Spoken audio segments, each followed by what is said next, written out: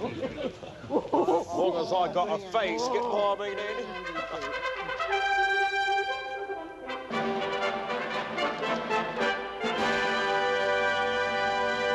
Gentlemen, pray be upstanding for your most gracious sovereign, the Queen. Good evening, boys. Good evening, Your Majesty.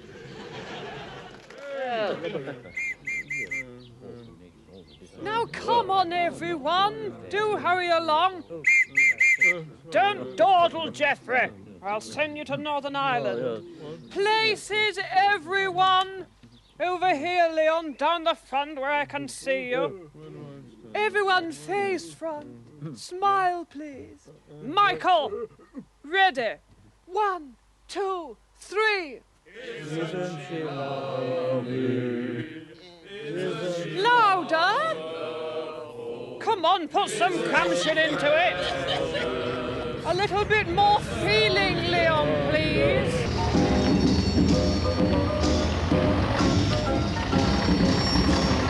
So, I'm unanimous on raid capping. Is anyone not unanimous? We're slightly, what's the opposite of unanimous? Tell him, Leon. Unanimous? Wrong!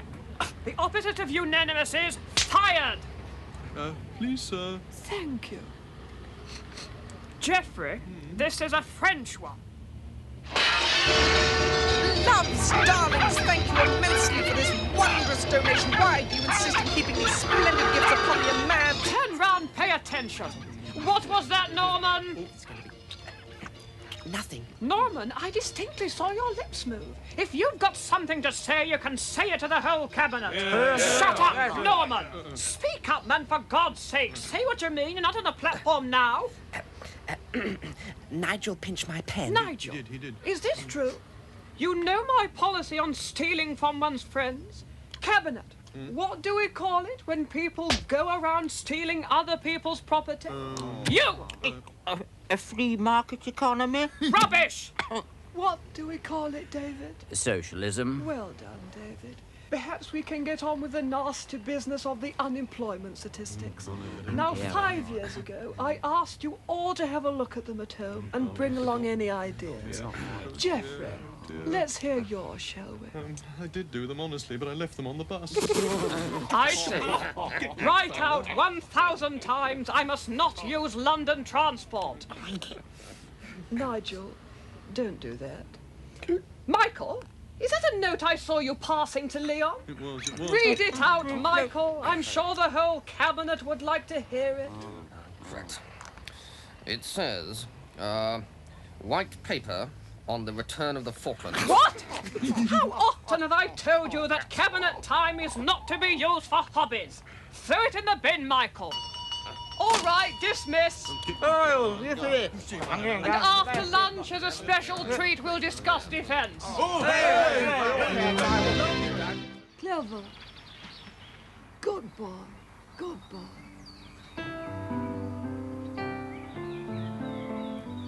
In the face of all adversity, the Omani University, the far-right infiltration, all the rest of it. When I feel like shouting stop, I recall my father's shop in the days when, goodness me, you made the best of it. When people ask about the jewel key, the refund from the EEC, the unions and why I want to ban them, however critical they are, I have my guiding star, one guiding principle I call the Grantham Anthem. The bottles of bleach cost 30 pence each, and Duraglit is 46p. And the family size individual fruit pies are a bargain at 1.23. The Grissini sticks cost 26, and shoelaces 20 the pair. But it's 72 for the lemon shampoo for greasy or difficult hair. I will sing the Grantham Anthem, which I learned at my father's knee as I helped him in his corner shop in in Nazareth, Galilee. Is still 26 for the gravy grand mix and 40 for extract of malt. But the low-calorie spread is now 18 instead of 19. That's the same as a song. I sang the Grantham anthem while I made the universe. Have we gone completely boring? Just look at the price of salami. These days the birds are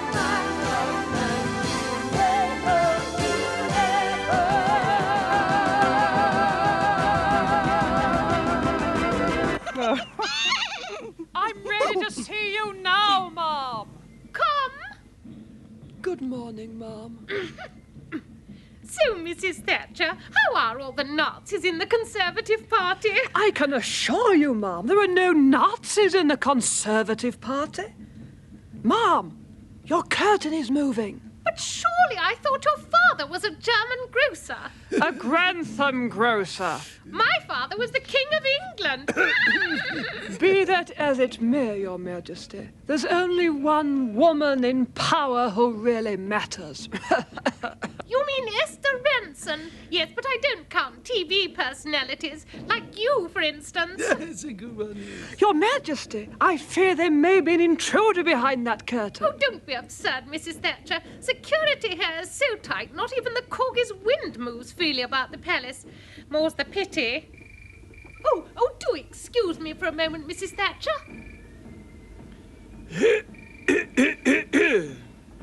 In this sort of crisis, one must be firm. It worked in the Falklands. It can work again now. Steady the buffs! Yeah! Oh, you silly tart! Oh, my lord! Your Highness! Oh, my God! Oh, my God! Oh, my God! Hello, old horse. Oh, hello, Dennis. Rough day? Ghastly. Oh, dear. What's up, old trout? Oh, everything. Unemployment's up again. The GLC won't play ball. This morning I went and killed off the Duke of Edinburgh. Then there's the miners. I haven't been invited to the Queen's pot. Never mind, old herring. It's all happened before. What? Murdering the Duke of Edinburgh? Well, no, but what about the seal culling holiday you had in Canada? Don't ever mention that again, Dennis. Yes, right. Sorry. Mum's the word. Oh, my God. There's a policeman at the door. What? Oh, you twerp, Dennis. This is number 10, remember? Yes, of course. Silly me. We present Criminal Libel, a show that tells the truth. Your presenter, Harold Angry Person. Good evening. After my sensational revelation 3 weeks ago that Mrs. Thatcher might in fact be bald, it becomes a simple matter to explain all the recent cock-ups in Tory policy. For example, the day after. Was Michael Heseltine's pathetic and unbelievable effort to stop the showing of this movie in an attempt to protect Mrs. Thatcher's feelings because of the mass baldness it portrayed after the Holocaust? Or even more horrible is this scenario. Oh, dear. Oh, dear. I've got to have something that can't come off, no matter what. My wig must be able to withstand nuclear attack. Imagine what it would do for morale if the bomb dropped, and next time I appear on Panorama, I'm as bald as a coot. But after the attack, everyone will be bald. My God, that's right. Good thinking, Dennis. Geoffrey, all out for nuclear war. Don't ask why, just do it. Jolly D, I love a good scrap. So, you see, that explains a lot, doesn't it, eh? Right, that's all for this week. Criminal Libel, a show that brings you the truth. By the way, 3 more things I forgot to mention just now. 1, if Mrs. Thatcher isn't prejudiced towards bald people, how the hell does Rhodes Boyson get into positions of responsibility? 2, Mrs. Thatcher's eye operation. Ha! The only thing wrong with her eyes is a wink keeps slipping over them. And 3, will someone turn the bloody lights on in here? How the hell am I supposed to do my research in pitch darkness? So, who wants to be my deputy? So you think I need a deputy, do you? It might not be such a bad idea. Of course I don't need a deputy. That was a joke. Shut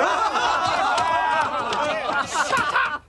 Now, if I hear any more of you saying that I'm overworking, I shall fire you all and do your jobs myself. And now our report on proceedings yesterday in Parliament. If the right honourable gentleman will just shut his gob.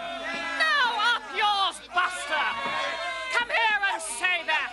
Come on, you chicken mother. Right, suck on that. Now get up, you piece of scum. Norman Michael, spread his legs. At that point, the House divided. The Police and Criminal Evidence Bill now goes to the Lords. As a wife and mother, I still like to get the best meat bargains for my money. New Zealand lamb, 89 pence a pound. English lamb, 90 pence a pound. But for my money, the best value has got to be Falklands lamb. Only £1,435,000 a pound. Delicious. The right honourable gentleman, with all due respect, is a blundering amateur. Well, the right honourable lady should know all about that. Never has a leader of the Conservative Party displayed such gross incompetence. The right honourable gentleman is, with all due respect, a balding Welsh git, totally unfit to hold the position he does. The right honourable lady, quite frankly, and with all due respect, makes me puke. In fact, she makes the rest of my party puke as well. The right honourable gentleman may be a cretinous buffoon, but is just the sort of tiny-willied, drooling vegetable this country needs in opposition. I agree with the right honourable bitch cow. She may well make me puke, but at least when I'm vomiting, I have a clear choice ahead of me. I agree entirely with the right honourable little prat. We must give the electors a clear choice. Either the Conservative Party or that bunch of tosspots over there. Exactly. The two-party system has lasted hundreds of years, and if people don't want to vote for us, then they could do a lot worse than vote for those fascist bastards over there. The two-idiot system is here to stay.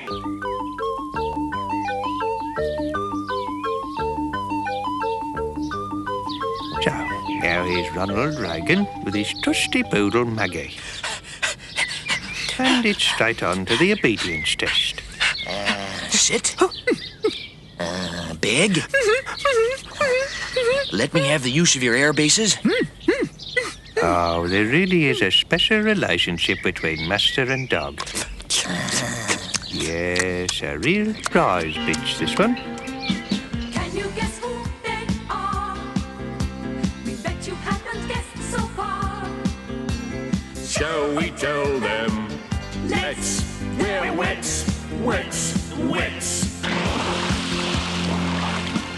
Swimming around underwater, trying to avoid the frozen starter. Once in a while, letting off a bit of back. And always getting our bottoms smacked. No matter how bad things get, We're wet. Me, I'm a wet, and my name is Pim. Me, I'm a wet. But you won't have heard of him. Don't dare come out and speak what we oughta. Just blow bubbles underwater, no matter how bloody awful things get. Because we're wet. Once in a while, we stick up our hand to find out that things are not going as planned, but we never risk our neck. We're only fishy fellows and we're scared as heck. We're just drifting around underwater, trying to avoid the grace of water. We used to be in the leader's pack. Now we flick these signs behind her back, doing sorrow as the sun of England sets. Cause we're wet. We're wet.